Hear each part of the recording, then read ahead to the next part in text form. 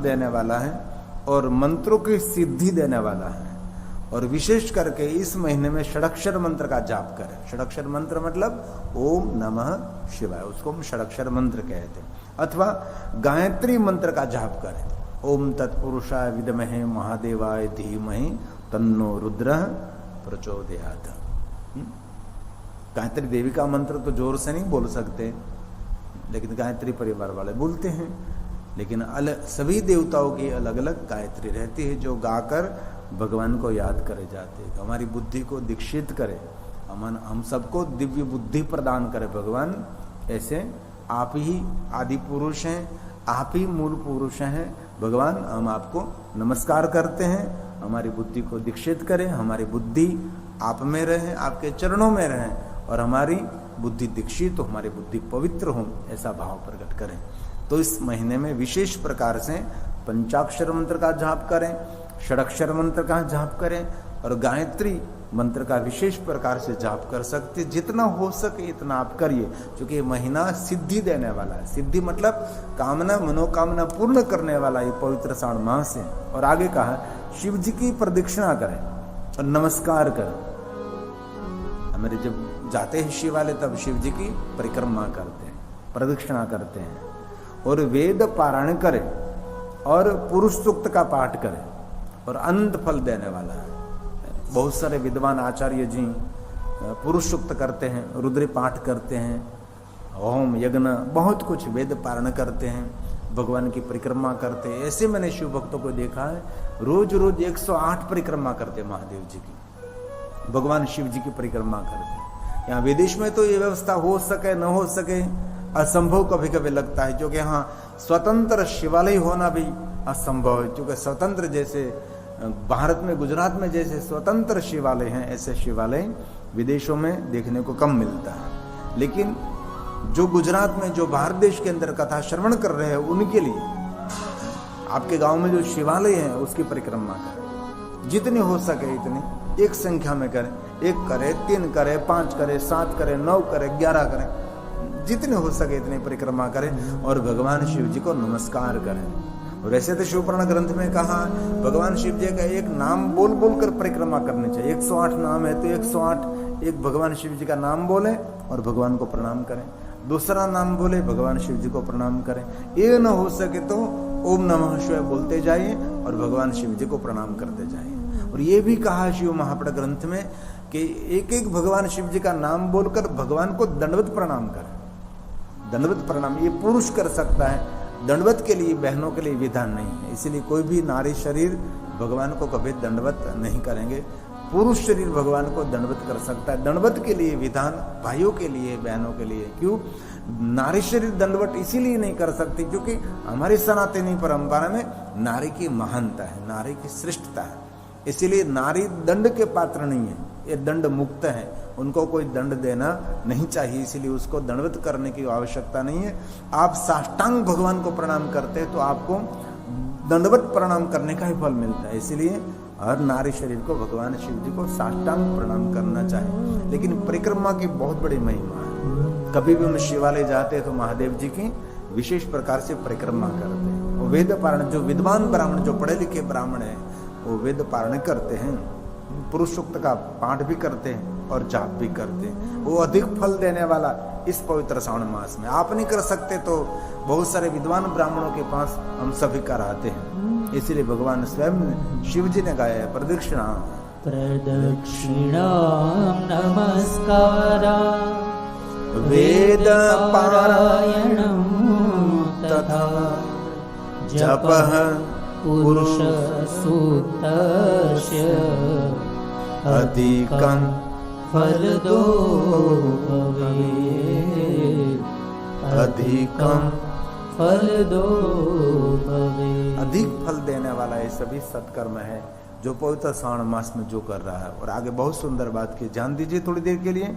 इस मास में किया गया ग्रह यज्ञ, कोटि होम, लक्ष्य होम यज्ञ, आहुत होम शीघ्र ही फलीभूत होता है और अभिष्ट फल प्रदान करता है।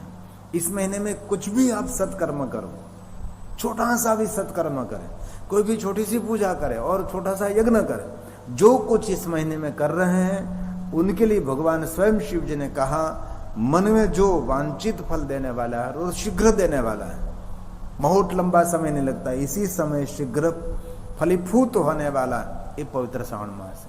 इसीलिए हम देखते हैं भारत देश के अंदर ये पूरा महीना पूजा पाठ यज्ञ यागादि पूजा अर्चन दर्शन परिक्रमा तीर्थ यात्रा में निरंतर ये मास बीतता है। बहुत सारे शिव भक्त गंगा के तट पर चले जाते हैं, बहुत सारे शिव भक्त यमुना तट पर पहुंच जाते हैं, बहुत सारे शिव भक्त 12 ज्योतिर्लिंग में पहुंच जाते हैं। जहां जहां जिनको योग्य लगे वहां घर बार परिवार को छोड़कर भगवान शिव की आराधना में इस महीने में लग जाते हैं। बहुत सारे शिव भक्तों को मैंने देखा है, गांव में जहां शिवालय है वहां पहुंच जाते, वहां ही रहते हैं, घर आते ही नहीं। 1 महीने तक ऐसा सन्यासी जैसा साधु जैसा वैरागी जैसा जीवन बना देते हैं। 1 महीने तक लगातार और निरंतर भगवान शिव जी की पूजा में वो संलग्न रहते हैं, मस्त रहता है। इसीलिए भगवान ने कहा इस महीने में ग्रह शांति के लिए भी यज्ञ करे, ग्रह यज्ञ। ग्रह यज्ञ कोटि होमो लक्ष्य होमो अयुतस्तथा कृतं फलति सद्योऽत्र वाञ्छितार्थ फलप्रद वाञ्छितार्थ फल मन वांछित फल मिलेगा। इसलिए इस महीने में जितना हो सके इतना करना चाहिए। जो गिरी बाबू ऑफिशियल यूट्यूब चैनल के माध्यम से कथा श्रवण कर रहे हैं, अरे बहुत सारे शिव भक्त रात्रि को जाग कर, मैं रात्रि को देखता हूँ तो 10,000 के आसपास हो जाते, 11-12 हजार लोग रात्रि में जागते हैं और भगवान की कथा श्रवण करते हैं। तो आप स्वयं भी चलित यज्ञ कर सकते हो और आपका आचार्य आपका कुल गौर है, जो पढ़े लिखे ब्राह्मण है उसके पास से विशेष प्रकार से इस महीने में पूजा अर्चन बहुत कुछ कराना चाहिए, ऐसा भाव प्रकट किया। और आगे बहुत सुंदर कहा, इस मास में मुझको जितना प्रिय, ये मास मुझे जितना प्रिय है उतना और कोई मास मुझे प्रिय नहीं है, ऐसा भगवान स्वयं शिव ने कहा। यह सकाम व्यक्ति को अभिष्ट फल देता है और निष्काम व्यक्ति को मोक्ष और मुक्ति प्रदान करते हैं। क्योंकि भक्त 2 प्रकार के होते हैं ना, कोई बहुत सारे भक्त कैसे होते हैं, उसके मन में कामना रखकर भगवान की पूजा करते हैं, और बहुत सारे शिव भक्त ऐसे हैं निष्काम भगवान का पूजन करते हैं। निष्काम भगवान का पूजन करते उसको क्या मिलेगा, मोक्ष और मुक्ति मिलेगी। और सकाम भगवान की उपासना करेगी इस महीने में उसकी अभिष्ट फल, उसकी कामना मनोकामना पूर्ण होगी। इस महीने पवित्र श्रावण मास में इस स्वयं भगवान ने गाया है, इसलिए थोड़ा सा ध्यान देकर सुनने का प्रयास करेंगे। जो शिव भक्त है उनके लिए बहुत बड़ी बात है, इसीलिए कहा यथायम मे प्रियो मास, ये मास मुझे बहुत प्रिय है। 12 मासों में इस पवित्र श्रावण मास समान मुझे कोई प्रिय नहीं, ऐसा स्वयं शिव जी ने गाया है। तथा किंचिन मे प्रियम कामिनः फलदशायम् निष्कामस्य तु मोक्षदः निष्कामस्य तु मोक्षदः। इसलिए सकाम भगवान शिव की उपासना करें कि निष्काम भगवान की उपासना करें, लेकिन भगवान की उपासना कभी निष्फल नहीं होती, कोई न कोई फल देती रहती है। भगवान शिव के आगे कुछ मांगना नहीं पड़ता, आपके मन में जो कामना है भगवान महादेव जी पूर्ण करते हैं। शिव महापुराण ग्रंथ में भी कहा है कि जो कोई मनुष्य आदर और भक्ति के साथ शिव महापुराण कथा का श्रवण करते हैं उसकी भी मन वांछित, उनको भी मन कामना पूर्ण हो जाती है। मैंने तो बहुत सारा अनुभव किया है, बहुत सारे शिव भक्तों ने मुझे कहा भी है। और ध्यान दीजिए, मेरी अथवा विष्णु की प्रसन्नता के लिए संपूर्ण रूप से व्रत करना चाहिए। महादेव ने कहा मेरी प्रसन्नता के लिए और श्री हरि विष्णु की प्रसन्नता के लिए विशेष प्रकार से इस पवित्र श्रावण मास में कुछ न कुछ व्रत करना चाहिए। और कहा परमार्थ की दृष्टि से हम दोनों अलग नहीं है, हम दोनों एक है। भगवान शिव और विष्णु के बीच में कोई भेद नहीं है, दोनों स्वरूप एक है, ऐसा भगवान स्वयं शिव जी ने कहा। परमार्थ की दृष्टि से, लीला की दृष्टि से भेद लगता है कि विष्णु की लीला अलग है, भगवान स्वयं शिव जी की लीला अलग है, लेकिन परमार्थ की दृष्टि में हम दोनों एक हैं, हम दोनों में कोई भेद नहीं है। इसलिए मेरी प्रसन्नता के लिए और स्वयं श्री हरि विष्णु की प्रसन्नता के लिए इस महीने में कोई न कोई नियम धारण करे, कोई न कोई व्रत धारण करे। आज से अभी सुबह में नहीं किया तो शाम को कर लीजिए कि चलो भाई शाम के समय में 5 दीप प्रज्वलित करूंगा, शाम के समय में स्तोत्र का पाठ करूंगा 1 महीने तक, शाम के समय में चलो भाई कुछ भी मेरे से नहीं हुआ तो पंचाक्षर मंत्र की मैं 10 माला करूंगा शाम को। और ये भी नहीं हो सके तो थोड़ी देर के लिए मैं भगवान के सामने बैठकर पंचाक्षर मंत्र और षडाक्षर मंत्र कोई भी स्तोत्र का मैं पाठ करूंगा, भगवान को मैं याद करूंगा। कुछ न कुछ 1 महीने तक ये नियम टूटना नहीं चाहिए। जो टूटता नहीं उसको व्रत कहा जाता है। 1 दिन किया और 2 दिन छोड़ दिया तो उसको व्रत नहीं कहा जाता। व्रत उनको कहा जाता है जो लगातार करना चाहिए, बीच में कोई विघ्न भी ना पड़े।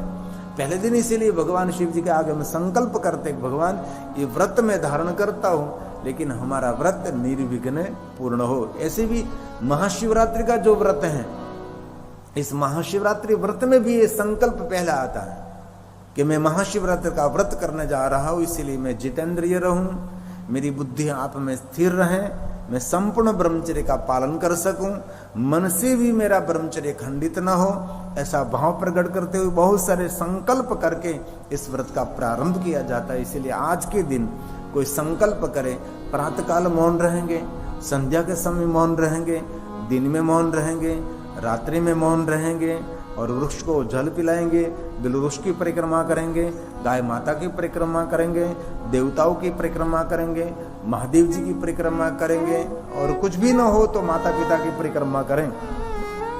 इस महीने में